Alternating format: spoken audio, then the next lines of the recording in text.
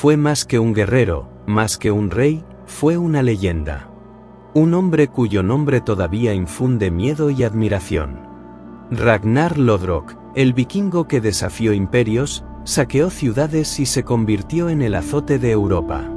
Su historia ha sido contada en sagas nórdicas, mezclando realidad y mito, pero sus conquistas y su legado lo han convertido en uno de los personajes más importantes de la era vikinga.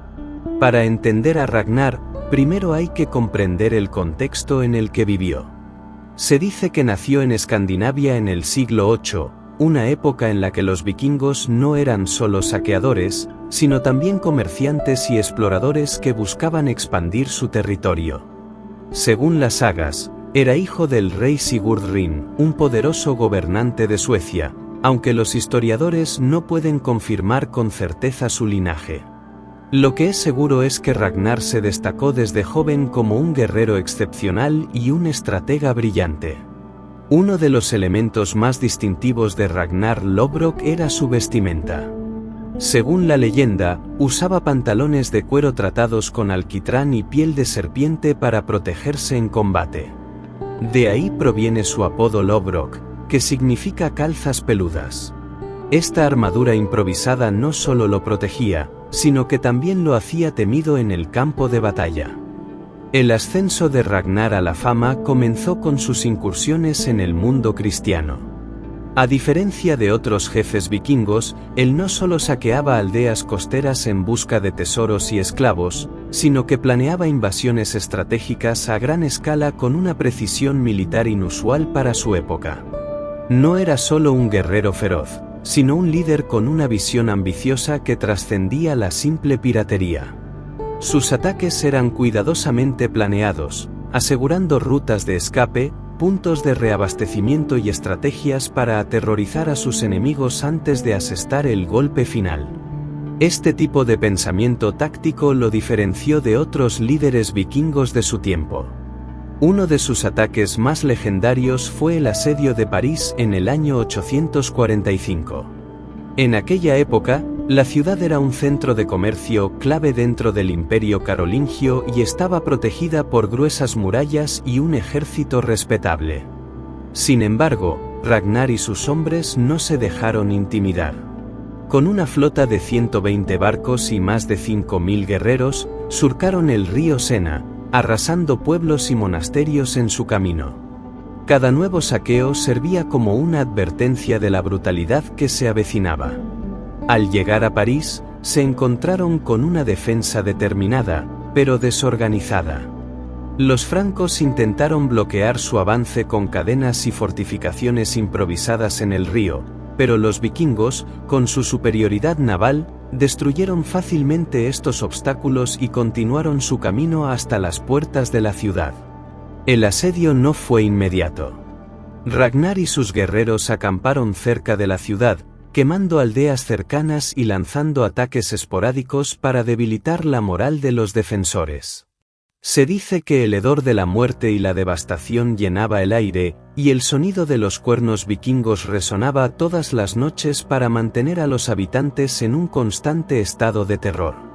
Cuando finalmente lanzaron el asalto total, las murallas de París demostraron ser un desafío formidable, pero los vikingos usaron tácticas innovadoras, como construir torres de asedio improvisadas y emplear fuego griego, una sustancia incendiaria temida por su capacidad de quemar incluso sobre el agua. A pesar de la feroz resistencia de los soldados francos, la situación dentro de la ciudad era insostenible. El hambre y las enfermedades comenzaron a hacer estragos entre la población, y los líderes locales sabían que si los vikingos entraban por la fuerza, la masacre sería inevitable. Viendo que no podían ganar militarmente, el rey Carlos el Calvo tomó una decisión desesperada: negociar con Ragnar. Le ofreció un tributo de 7.000 libras de plata y oro, una suma astronómica para la época, a cambio de que los vikingos abandonaran la ciudad sin destruirla por completo. Este pago, aunque humillante para el Imperio Carolingio, marcó un punto de inflexión en la historia de Europa. No solo confirmó que los vikingos eran una amenaza seria, sino que estableció un precedente para futuras incursiones. Ragnar demostró que los reyes cristianos preferían pagar enormes sumas de dinero antes que enfrentarse a una destrucción total. Esta estrategia fue replicada por muchos otros líderes vikingos en las décadas siguientes, convirtiendo el saqueo sistemático de ciudades en un modelo de negocio que enriqueció enormemente a los escandinavos y permitió la expansión de su influencia por todo el continente. Tras su victoria en París, Ragnar regresó a Escandinavia con su botín, consolidando su reputación como el vikingo más temido de su tiempo. Sin embargo, este éxito también atrajo la envidia de otros jefes nórdicos y la preocupación de los reyes europeos, quienes comenzaron a tomar medidas más drásticas para frenar el avance vikingo. Ragnar, lejos de conformarse con su éxito, continuó con sus campañas, lo que eventualmente lo llevaría a su enfrentamiento final en Inglaterra, donde su historia alcanzaría un desenlace legendario. Pero París no fue su única hazaña. Tras su exitoso saqueo de la ciudad y el inmenso botín obtenido, Ragnar Lodbrok no se retiró a vivir en la comodidad de la riqueza. Por el contrario, su sed de conquista lo llevó a expandir aún más su dominio. Con la creciente fama de sus incursiones, su nombre se convirtió en sinónimo de terror en las costas de Europa occidental. Las crónicas y las sagas nórdicas relatan que también dirigió expediciones a Irlanda, Escocia y las Islas Británicas, atacando monasterios, aldeas y fortalezas con una brutalidad que sembró el pánico entre los reinos cristianos.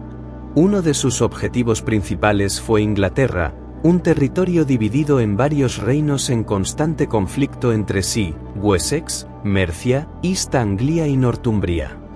Ragnar, consciente de la debilidad de estas tierras fragmentadas, vio la oportunidad perfecta para expandir el poder vikingo. Se dice que lideró incursiones en la costa este de Inglaterra, atacando ciudades como Norwich y saqueando el rico monasterio de Lindisfarne, uno de los centros religiosos más importantes del cristianismo anglosajón. Para los ingleses, los ataques vikingos no eran solo una amenaza militar, sino una afrenta religiosa, ya que los paganos nórdicos destruían iglesias, mataban sacerdotes y saqueaban reliquias sagradas.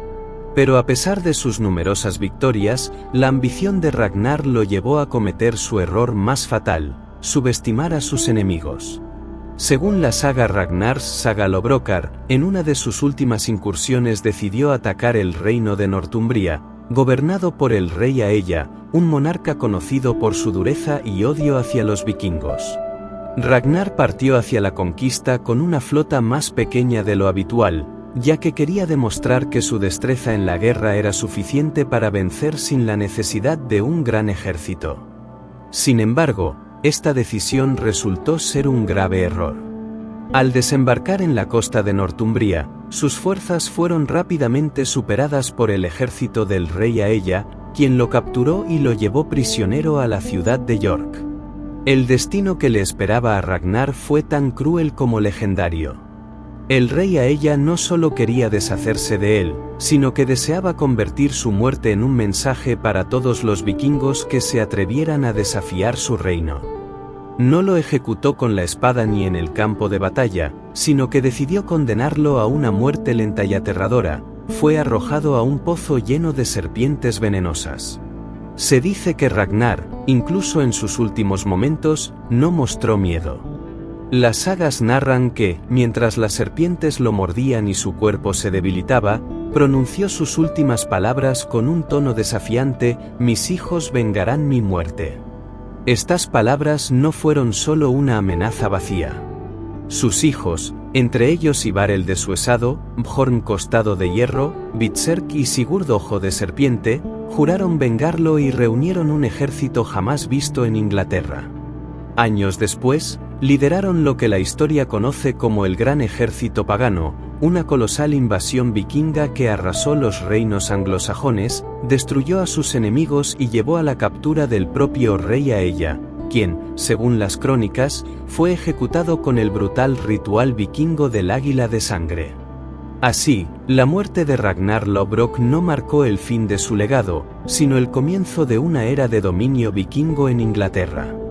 Su figura, tanto real como mitificada por las sagas, se convirtió en el símbolo de la ferocidad, la ambición y la determinación de los guerreros nórdicos que continuarían su expansión por Europa durante los siglos siguientes.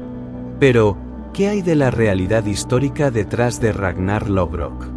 Algunos historiadores creen que no fue una sola persona, sino un personaje compuesto basado en varios jefes vikingos cuyas hazañas se fusionaron en las sagas. Otros argumentan que pudo haber existido, pero que sus logros fueron exagerados con el tiempo. Lo cierto es que, real o no, su historia inspiró a generaciones de guerreros y líderes vikingos. El legado de Ragnar Lodbrok sigue vivo en la actualidad. Su historia ha sido representada en la literatura, el cine y la televisión, siendo la serie Vikings una de las adaptaciones más populares. Más allá de la ficción, su impacto en la historia vikinga es innegable. Fue el precursor de una era de conquistas que llevó a los vikingos a expandir su dominio por toda Europa, dejando una huella imborrable en la historia. Suscríbete y dale like para más vídeos de historia.